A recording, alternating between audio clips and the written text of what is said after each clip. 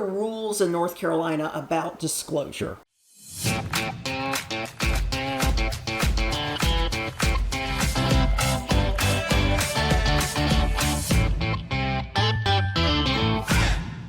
This is a question that not that many people ask me, but it's an important piece of information about North Carolina that anybody purchasing in the state needs to know.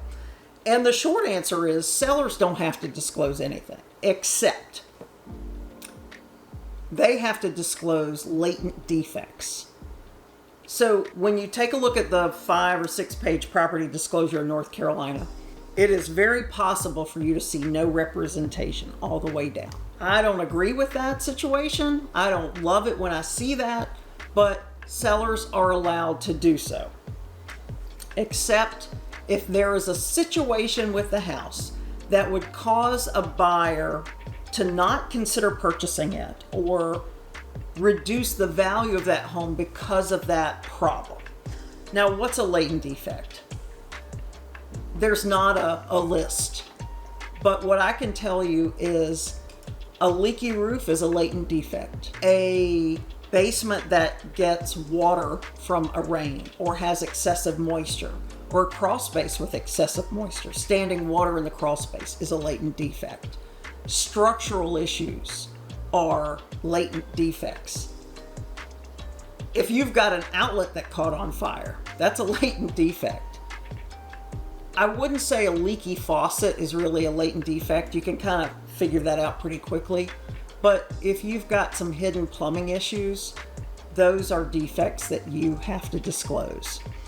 And not everybody is honest about it, which is why if you are a buyer, you want to inspect as much as you can inspect to make sure that there aren't any issues with that home. But that seller is responsible for disclosing problems. Quite a few years ago, I sold a house that had it was a 2-level house, and it was on a slab, and the house had new carpeting, new flooring, and not too long after I sold that house, we had, we get monsoon seasons here. We had a period of heavy rain. My client called me and said, my first floor is wet. And I'm like, what? What does that mean? And water somewhere in that house was coming up through the slab. Carpets were wet. Hardwood floors were warped. It was a problem for my buyers. Nothing was disclosed by the seller. And my buyer happened to call a water restoration company to come out and clean all this mess up. And that water restoration guy said, oh yeah, we've been here many times for this house. That seller ended up having to repair the issue. There was a crack in the slab. They didn't disclose it. They didn't want to fix it. They got caught concealing it, and they fixed it after closing, and it was extremely expensive to do so.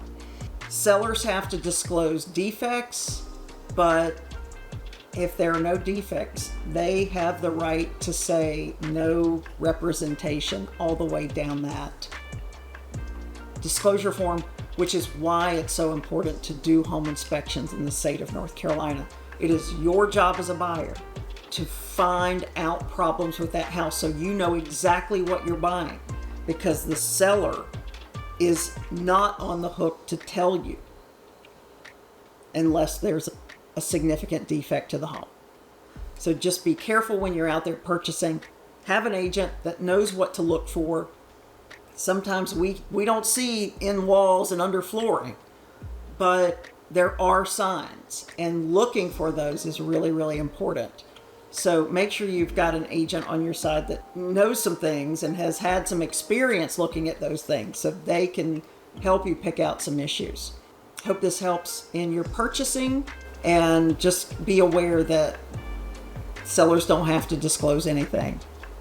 So be careful out there when you're purchasing.